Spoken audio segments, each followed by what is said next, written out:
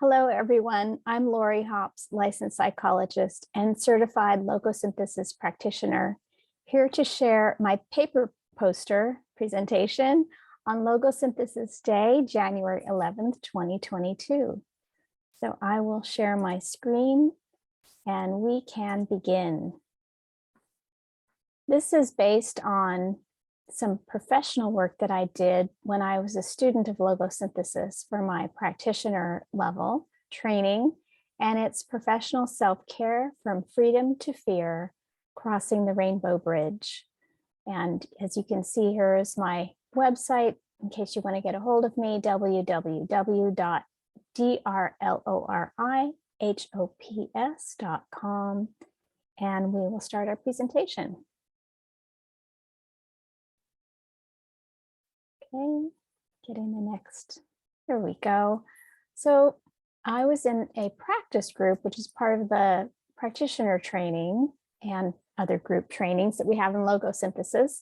I worked with a team of 4 people, and on this particular day, my guide was Natasha Jones, a fellow student. And so she's featured here on the right, and I'm on the left. And so we worked together as a team.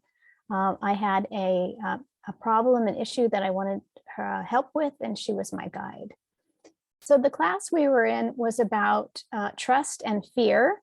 And I was learning so much and really growing, but I had a block of my energy. I had a difficulty about moving forward. And this was around the notion of being somewhat intimidated and overwhelmed by all of these wonderful things that were coming to me. My learning was leading to new self-awareness and exploration of dimensions and growth. And it made me feel a little bit uncomfortable. It was sort of encapsulated to me in this image of crossing a rainbow bridge to new awareness and to the unknown. And the question was, if I cross the bridge, can or will others join me, or will I be more alone? And this was a problem for me that I was working on and asked for help for. So here is a road sign in Albuquerque, New Mexico in the USA. And it says Rainbow Road runs parallel with Universe Boulevard because these streets are near each other, but the sign says Universe closed, use Rainbow. And this is sort of a metaphor for how I was feeling, like my universe was closing down and I needed to kind of step out into something unfamiliar, possibly this rainbow bridge, to move forward. So this was my dilemma. So a solution that came up was just to stay put and not to grow and not to cross the bridge. And that was totally unacceptable to me because I was fascinated and drawn to the work that I was using in logosynthesis, and I did not want to stay put. So another option would be to face the unknown, to grow and see if others want to join me in crossing that bridge. But that solution brought up new problems, which often happens when we solve one problem, we get another. So the new problem then became that I felt trapped between a loyalty to others and to myself.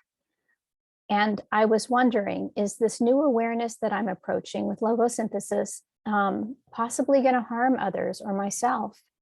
And I didn't want to do that for sure. And also, if I took the risk and tried to grow, you can't really, once you've grown up, you can't grow down. So it's like an all or none proposition. And I didn't quite know what to do with it. And here is a visual representation of somewhat of the energy that I was experiencing. You may relate to the image here. I have image credits at the bottom of the presentation that you can enjoy, where I give credit to all of the artists. So this was sort of like the abyss, the void, the not knowing was right here. And I was standing at the precipice, wondering what to do next. So here we have that logosynthesis addresses the problem. And the trigger, where my energy was bound, was in seeing the bridge to cross. And so that became the target for how we were working together with these sentences. That I'm not going to go into the sentences themselves, they're described elsewhere, but you can read and watch the videos and so on at the website to find out more about the logosynthesis sentences. But the first sentence is about reclaiming your own energy. And so after my guide expertly took me through to reclaim my own energy, I had some self-awareness that came up that hadn't been there a few minutes earlier. And it was that it's not all mine to take on this problem of crossing the bridge, that I am already connected with others so that I'm really not alone. And also I can only do so much on my own.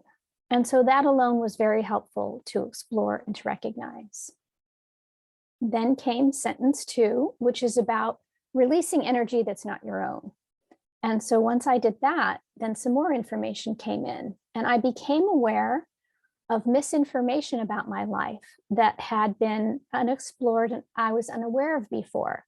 So after sentence 2, I started getting some aha experiences about misinformation, how I'd been misguided.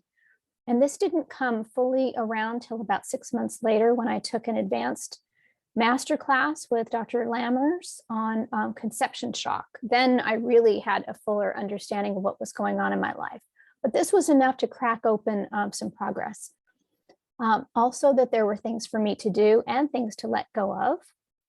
And then suddenly I had this amazing experience in my body where I felt as if my ancestors had arrived to support me, literally as if they had my back. And I could feel a recalibration in the back of my body and my heart, and also through the back of my throat. So that was really spectacular and very powerful and poignant and a loving experience. And here's an image that may help you understand a bit of what it seemed like for me to go through, my ancestors supporting me from behind. It was quite lovely. Then we came to sentence 3, and sentence 3 is about reclaiming my energy from my reactions. So I had an image about an actual physical location I'd been to in Hawaii, on the Big Island of Hawaii, near Hilo in a park. There is a small footbridge that goes across to an outcropping of land that is known in English as Coconut Island. In Hawaiian, it's Moku'ola, and it's the traditional location for the ancestors, the Hawaiian ancestors, to go and do sacred ceremony, where the royalty were located for sacred purposes. So I had been to that location. So once I reclaimed my energy from my reactions, this image of the old bridge came up in my mind. But suddenly it was replaced by a new rainbow bridge. And in fact, there was a huge banner above my head and it said, "Welcome, sister." So that was a delightful moment. And then what came was this awareness that all will cross the bridge eventually. So there is no concern for me to take on. I will go as I need to, and all will be provided. And in fact, I had already arrived. So here is an image of Moku'ola, and you can see the footbridge going across this beautiful little island. It's quite lovely. And it was replaced with something that I can't really describe, but here's an image that may come close, maybe for you. The rainbow bridge and that beautiful banner saying, "Welcome, sister."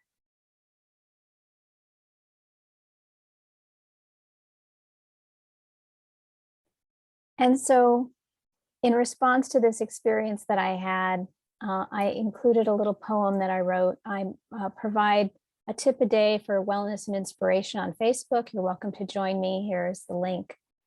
And this one was called Rainbow Bridge. I've been writing every day since 6th of April 2020 to help myself and others through these changes that were going on globally with the pandemic. Rainbow Bridge. The plea is cast, confusion abounds. To grow is divine, but that leaves loved ones behind. Though not your mission to help them cross, compassion seeks to help with their loss. Not all is gone. Before too long, ancestors arrive across the divide. From behind, they correct what is unaligned. Hearts expand to the truth. You must follow your path. All make it across in time to forgive. The old road is rebuilt into new Rainbow Bridge.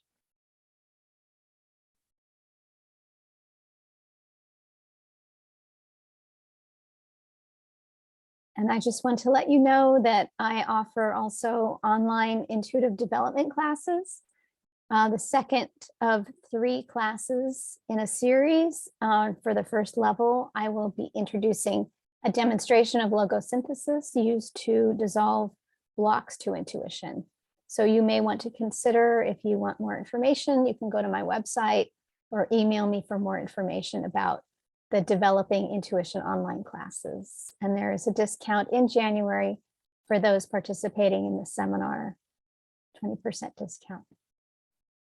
So offering gratitude to the conference creators and also to Dr. Lammers, the Origin of Logosynthesis, Leah, the Logosynthesis International Association, and my personal Logosynthesis Trust practice group members, Lara Cardona Morissette, Kristen Holtis, myself, and Natasha Jones, my beloved guide. And here are the image credits.